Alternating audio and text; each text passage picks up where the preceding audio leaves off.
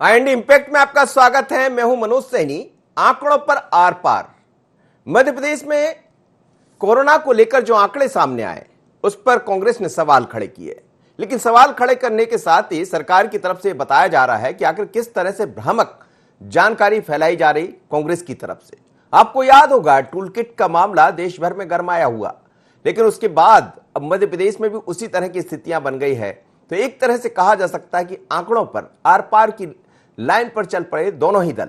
कांग्रेस लगातार सरकार पर आरोप लगा रही है। कांग्रेस का कहना है कि 1 लाख से ज्यादा लोगों की मौत हुई है, लेकिन सरकार का दावा कुछ और है और इसी दावे को लेकर दोनों आमने सामने आ गए। अब सवाल यही है कि भ्रामक जानकारी क्या कांग्रेस दे रही है?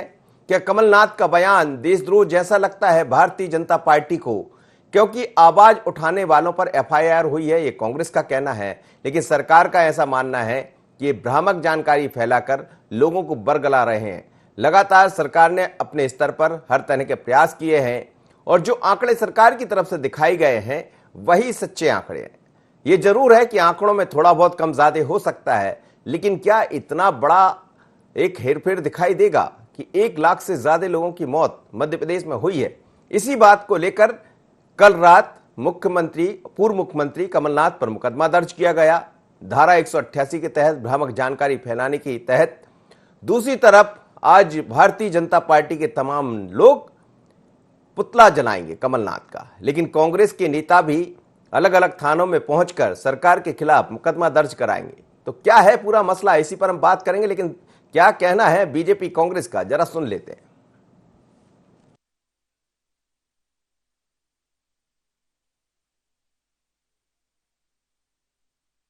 आप मुख्यमंत्री रहे हो, आप मंत्री रहे हो केंद्रीय, उसके बाद ये घटिया व्यवहार,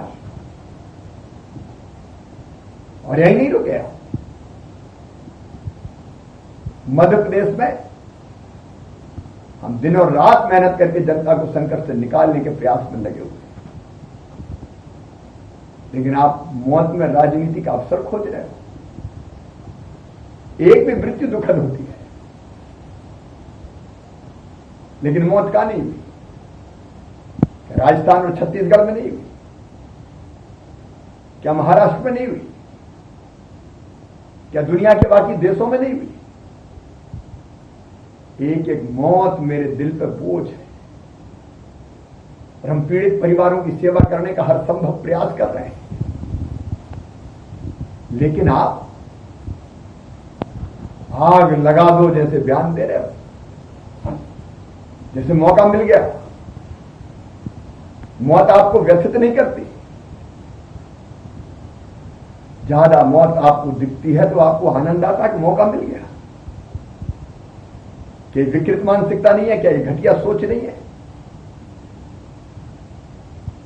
और श्रीमती सोनिया गांधी जी, मैं आपसे पूछना चाहता हूं,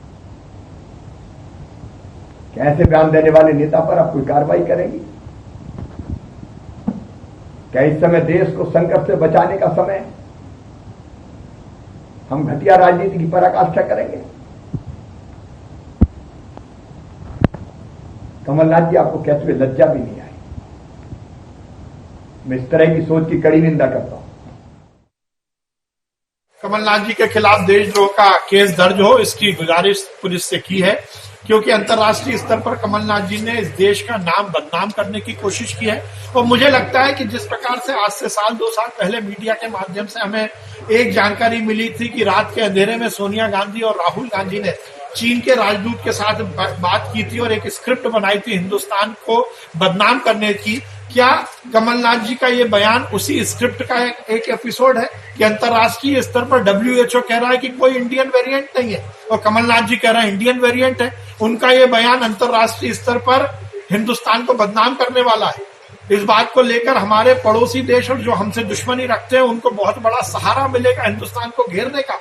पर यह शर्म की बात है कि कांग्रेस के नेता और कमलनाथ जी हिंदुस्तान का नाम बदनाम कर रहे हैं। एफआईआर जुम्मेवारों पर होना था जिनके कारण ये मौतें हुई। एफआईआर हुई आवाज उठाने वालों पर। मौत के लिए जिन लोगों ने आवाज बुलंद की, एक विपक्ष के नेता जिन्होंने मध्य प्रदेश की आवाज को सरकार के कानों तक ले जाने की कोशिश की, उनके खिलाफ एफआईआर।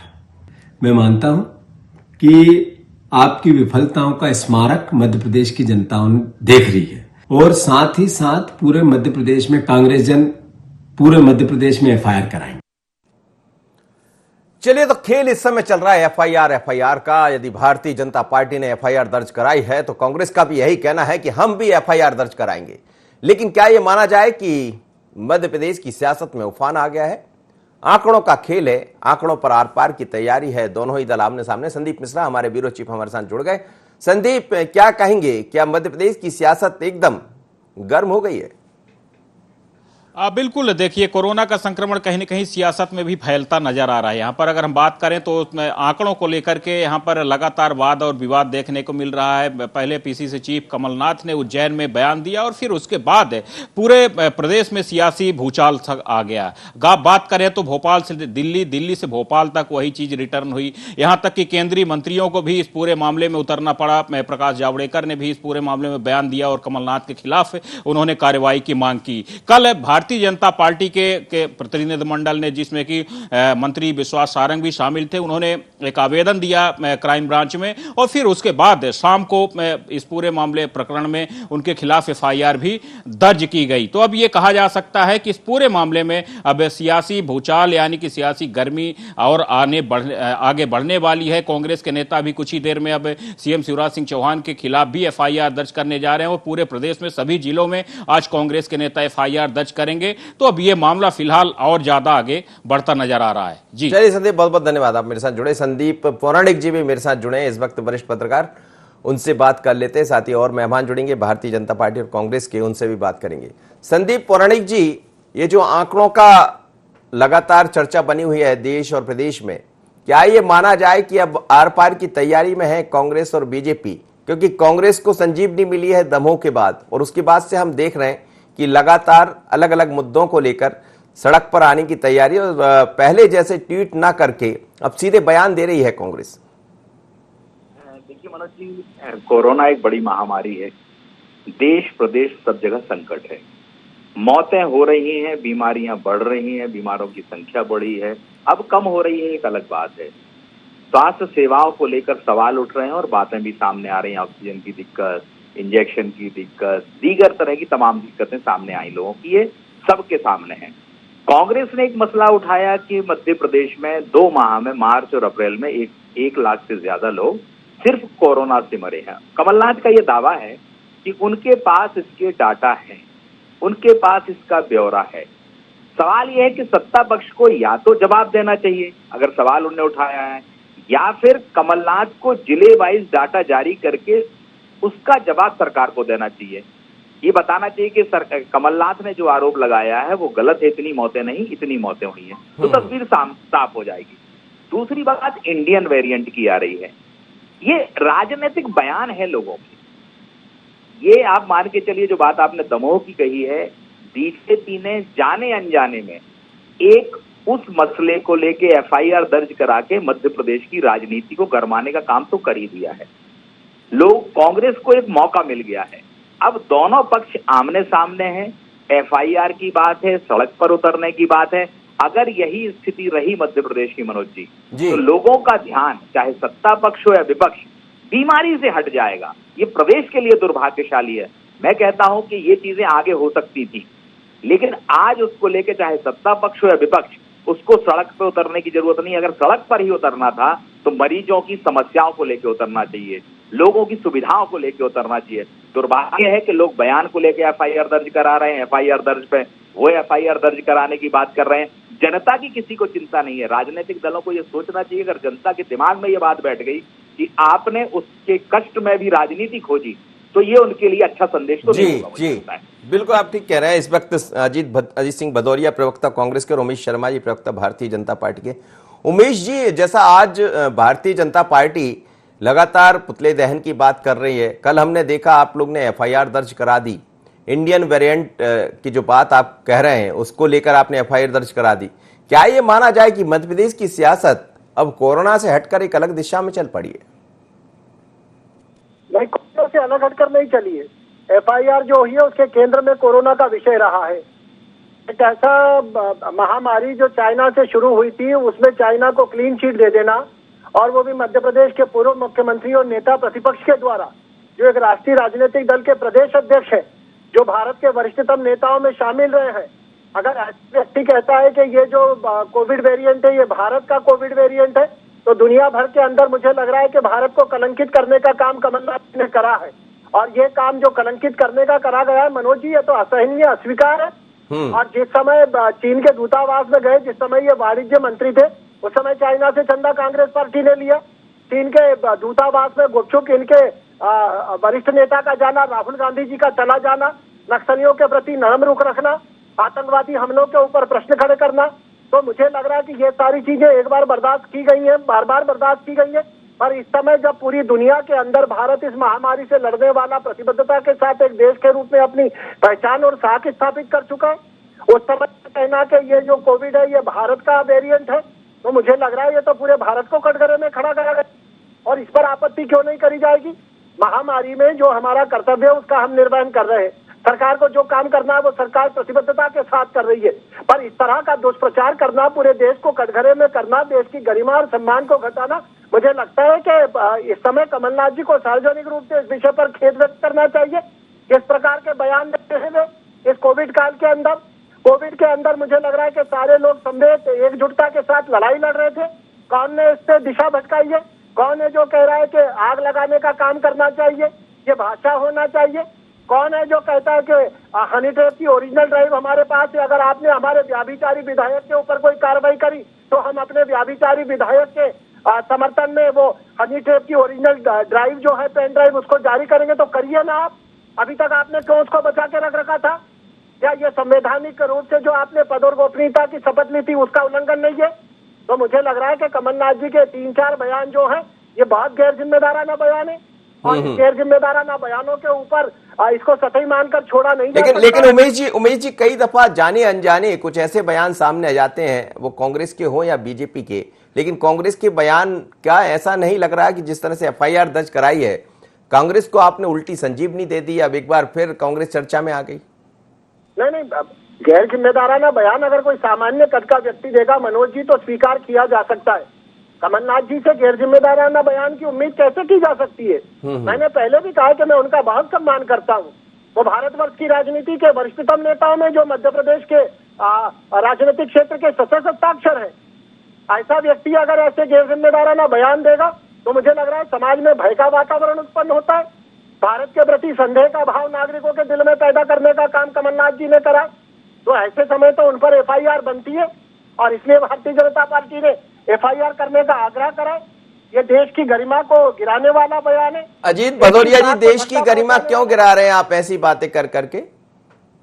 देखिए मनोज जी, उमेश जी जो कह रहे हैं वो अपनी पार्टी की तरफ से वो बिल्कुल लोगों को गुमराह करने का काम कर रहे हैं। कोरोना काल में भारतीय जनता पार्टी की सरकार मध्य प्रदेश में पूरी तरीके से असफल हुई, मौतों के मंजर लगे रहे, और ये बात हकीकत है कि शमशान घाटों से जो आंकड़े इकट्ठे किए गए, अभी वो फाइनल होने वाले हैं, वो आंकड़े इकट्ठे किए गए, उनमें कमलनाथ जी ने जो आंकड़ा बताया उससे ऊपर ही आंकड़ा जाएगा, पहली चीज।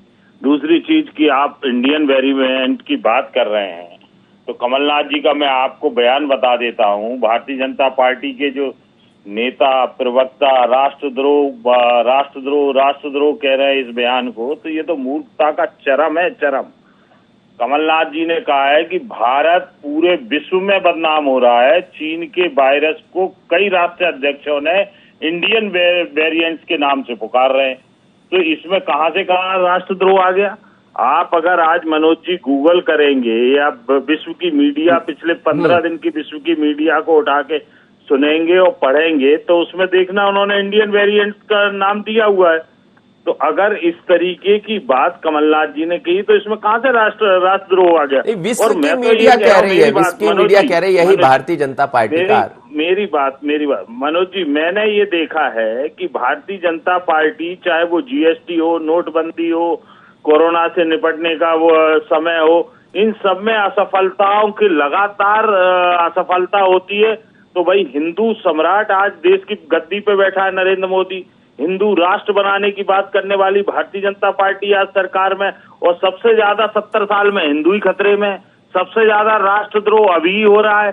आप आईएसआई को बुला के पठानकोट में, पाकिस्तानी सुरक्षा एजेंसी को बुला के पठानकोट में अपने एयरबेस का निरीक्षण कराते हैं, बिना बुलाए प्रधानमंत्री जी चले जाते हैं। अपने यहाँ वैक्सीनों की कमी है पर 1100 करोड़ की वैक्सीन दुश्मन देश और मोदी का मोस्ट फेवरेट देश पाकिस्तान को फ्री में दे देते हैं। 1100 करोड़ की वैक्सीन है। तो ये चीजें राष्ट्रद्रोह नरेंद्र मोदी कर रहे हैं, जिनके कंधे पे, जिन देशों के कंधे पे। लेकिन यदि इंडियन वेरिएंट विदेश की मीडिया कह रही है या अन्य देश के लोग कह रहे हैं, तो क्या हिंदुस्तान के लोगों को भी ये कहना चाहिए? अरे ये उन्होंने क्या बयान दिया है, आप उनका बयान पूरा सुनिए। भारतीय जनता पार्टी के लोगों को सुनना चाहिए। उन्होंने कहा है कि इस तरीके से देश की बदनामी हो रही है। कई राष्ट्राध्यक्ष कह रहे हैं, कई देश की मीडिया कह रही है। इसमें मोदी जी, कमलनाथ जी ने कहां से क्या कह दिया?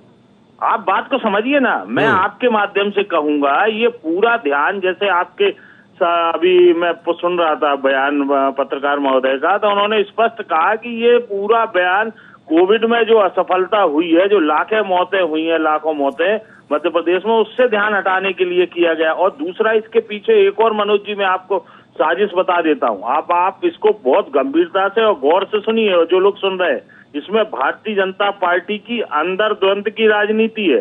कमलनाथ जी ने कहा कि हनी ट्रैप की सीडी सब लोगों के पास है, ओरिजिनल सीडी और पेन ड्राइव, कई पत्रकार बंधुओं के माध्यम से मुझे मिली है। तो आप देखिए कि उसमें भारतीय जनता पार्टी के मुख्यमंत्री से लेकर कई वरिष्ठ नेता, जिनको अपनी कुर्सी का खतरा है दूसरे मंत्रियों से, जो मुख्यमंत्री पद के दावेदार है, उनका कहीं ना कहीं संदिग्ध रूप से संलिप्तता होने की आशंका जाहिर की जा रही है। इसलिए ये प्रकरण दर्ज किया गया है कि कैसे भी करके उन लोगों के नाम की पुनः चर्चा आए, और जिससे शिवराज सिंह जी के जो दुश्मन कैबिनेट में बैठे हुए राजनीतिक दुश्मन, उन दुश्मनों को इसके माध्यम से, जिनकी संलिप्तता संदिग्ध है, उन लोगों को एक्सपोज किया जाए। तो ये भारतीय जनता संदीप पौराणिक जी, क्या कहीं पे निगाहें, कहीं पे निशाना भी इसमें समझ आ रहा है? पहले तो मैं एक बात स्पष्ट कर दूं कि मैंने ये नहीं कहा कि आंकड़ों को लेकर सरकार के रवैये वाली बात, ठीक है। मैंने कुल मिलाकर के ये कहा कि आपने दोनों दलों को लेकर कहा है ना, बात साफ होनी चाहिए। दूसरी बात आपने कहा कहीं पर नजर निगाहें और कहीं पे निशाना। देखिए, राजनीति में तो हमेशा ये होता आया है, होता रहेगा। जब तक राजनीति है तब तक तो ये होगा कि निशाना कहीं और होगा और नजर कहीं और नजर आएगी। लेकिन ये समय राजनीति का नहीं है मनोज जी, ये हमें समझना चाहिए। राजनीतिक दल ने, किसी ने गलती की है, किसी ने बयान दिया है, ये चीजें ऐसी हैं कि जिनको सामान्य तौर पर भी लिया जा सकता है, और आप ये भी कह सकते हैं कि देश की बदनामी हो रही है। पिछले हम 15 दिन की रिपोर्ट देख रहे हैं तो कई जगह इंडियन वेरिएंट की बात आ रही है। कई जो समाचार माध्यमों ने WHO के हवाले से भी कहा है कि WHO ये कह रहा है कि जो वेरिएंट हिंदुस्तान में फैल रहा है वो कई देशों तक पहुंच रहा है। ये बातें हैं कुल मिलाकर के। लेकिन ये समय जो मध्य प्रदेश में दिख रहा है, मुझे लगता है कि चाहे कांग्रेस हो चाहे बीजेपी हो, इसे राजनीतिक हित के तौर पर नहीं देखना चाहिए। इसमें राजनीतिक रोटियां सेकने की कोशिश नहीं करनी चाहिए। क्या आप बताइए, भोपाल के अस्पतालों में मरीजों के साथ दुर्व्यवहार हुआ, मरीजों को बाहर कर दिया गया, ऑक्सीजन नहीं मिली, इंजेक्शन नहीं मिले, क्या ये राजनीतिक दल का एक नेता उस अस्पताल के बाहर खड़ा हुआ? नहीं हुआ।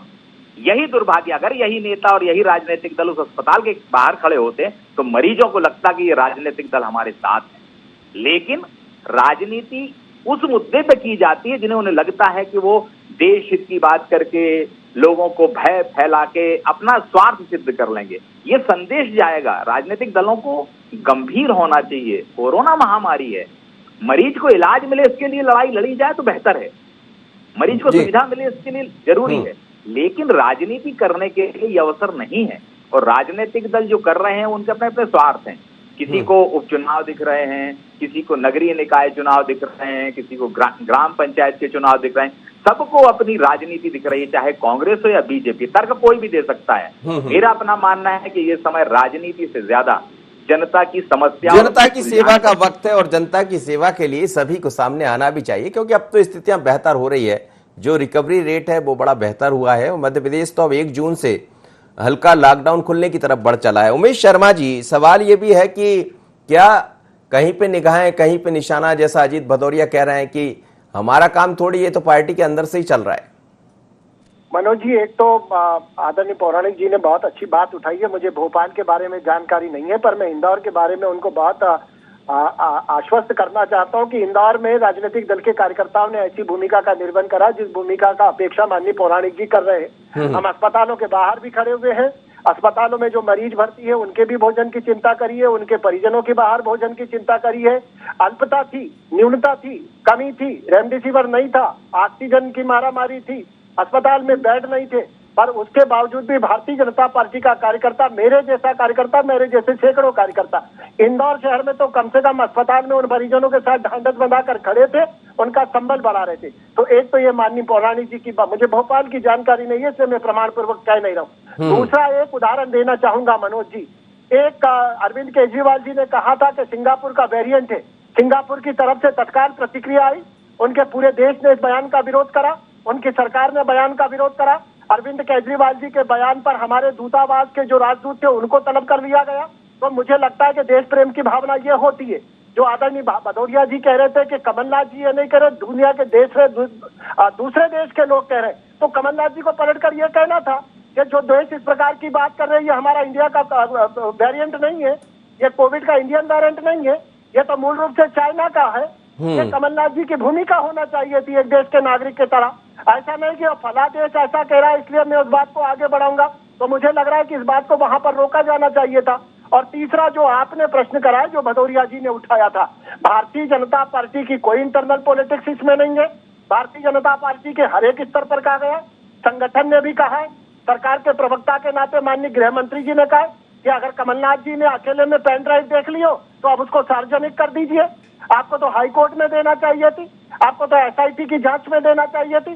चलिए वहां पर चूक गए, आप इंतजार कर रहे थे कि कब उमंग सिंगार जी जैसे व्यभिचारी प्रकरण सामने आएंगे और उस समय बचाव में उसका उपयोग करेंगे। देर आए दुरुस्त आए। अगर आपको लगता है कि भारतीय जनता पार्टी को 3D से कोई भय पैदा होता है तो आप उसको सार्वजनिक क्यों नहीं करते हैं? सरकार के प्रवक्ता गृह मंत्री चुनौती दे रहे हैं, भारतीय जनता पार्टी के संगठन के प्रवक्ता के नाते मैं कह रहा हूँ, निवेदन कर रहा हूँ, मेरा कद तो उनको चुनौती देना जैसा नहीं है। मैं जब पैदा नहीं हुआ तब से माननीय राजनीति कर रहे हैं, वो आयु और अनुभव दोनों में मुझसे वरिष्ठ है, मैं उनका सम्मान करता हूँ। पर मैं सभी में प्रार्थना कर रहा हूँ कि कमलनाथ जी जारी करें ना सीडी। अब सीडी को जारी करने में क्या तकलीफ है? आपको लगता है कि इस ओरिजिनल पेन ड्राइव से बहुत बड़ा भूचाल आ जाना है तो करिए। और उस समय क्यों नहीं कर दी जब आपकी सरकार की लंका लग रही थी? क्या पूजा घर में अगरबत्ती लगाने के लिए रख रखी थी क्या?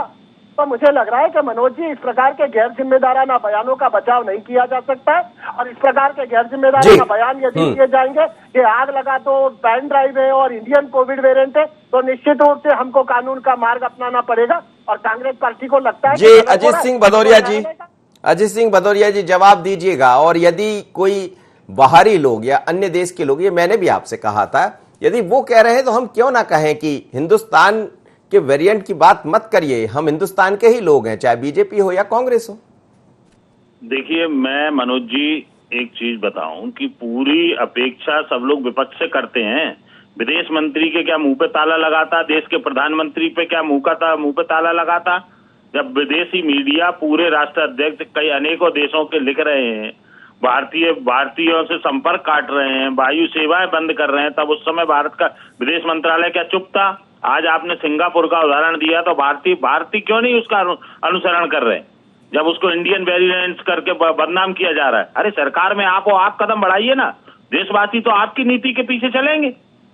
देश का एक नागरिक सरकार की तरफ देखता है, सरकार किस दिशा की ओर जा रही है, आपको उसकी तरफ आगे कदम बढ़ाना चाहिए। आदरणीय संदीप जी की बात का मैंने, जैसे उमेश जी ने कहा, मैं भी एक दो उदाहरण देना चाहूंगा। आदरणीय संदीप जी, कांग्रेस पार्टी ने दिल्ली से लेके देश के हर कोने में सेवा की है कोविड-19 के लोगों की। चाहे पिछली बार आप पैदल चलने वाले शरणार्थी प्रवासी मजदूरों की बात हो या आज की बात हो, आप देखिए कि ये भारतीय युवक कांग्रेस के लिए गर्व की बात है कि विदेशों की कई एम्बेसी जो देश में स्थापित है, उन लोगों ने भारतीय युवक कांग्रेस से मदद मांगी। भारतीय युवक कांग्रेस के अध्यक्ष जाके उन लोगों के यहाँ ऑक्सीजन सिलेंडर और दवाइयां उपलब्ध कराई, और उसका परिणाम क्या हुआ? परिणाम ये हुआ कि केंद्र सरकार ने उनको परेशान करने की दृष्टि से 7-7 घंटे तक पूछताछ की। देश के अच्छे मीडिया ग्रुपों के पत्रकारों ने, प्रतिष्ठित लोगों ने युवक कांग्रेस से मदद मांगी इस कोविड-19 के मामले में सरकार को छोड़ के। तो ये गर्व की बात कांग्रेस पार्टी के लिए है। उनका जो सेवा भाव लगातार चला आया है, तो सेवा भाव लगातार और चलता रहेगा जब तक कांग्रेस पार्टी है और कांग्रेस पार्टी के एक एक कार्यकर्ता में जान है। तो आपके माध्यम से आदरणीय मनोज जी बता देना चाहूंगा कि कमलनाथ जी पे एफआईआर करके अगर भारतीय जनता पार्टी और शिवराज सिंह जी सोचते हैं कि कांग्रेस पार्टी झुक जाएगी, तो कांग्रेस तो वो आंदोलन है कि जब हम गोरों से नहीं झुके, हमने इन गोरों को इस देश से खदेड़ के मारे, तो फिर हम इन भारतीय जनता पार्टी के हम तो ये चाह रहे हैं कि लोगों से बिल्कुल मत झुकिए, लेकिन इस तरफ भी झुक जाइए कि सब लोग जनता के लिए सामने आ जाइए और जनता, क्योंकि अब तो चीजों में सुधार हुआ है। हम मध्य प्रदेश को खोलने की तरफ बढ़ रहे हैं, अनलॉक की तरफ बढ़ रहे हैं। अब ये विवाद किस बात का, इस विवाद को विराम दीजिए अजीत जी। चलिए, बहुत बहुत धन्यवाद आप सभी मेहमानों को मेरे साथ जुड़े। लेकिन मध्य प्रदेश में एक बार फिर भारतीय जनता पार्टी और कांग्रेस दोनों आमने सामने। वजह यही है कि आंकड़ों को लेकर दोनों के मत अलग अलग है। सरकार के आंकड़े कुछ अलग है, लेकिन विपक्ष कहता है कि हमारे पास आंकड़े कुछ अलग है।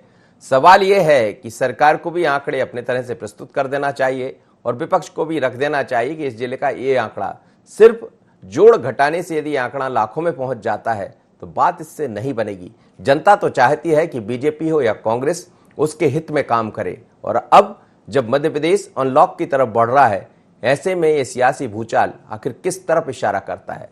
क्या इसमें कुछ और है? कहीं पे निगाहें, कहीं पे निशाना। आंकड़ों पर आर पार। इतना ही, मुझे दीजिए इजाजत। बने रहिए IND 24 पर।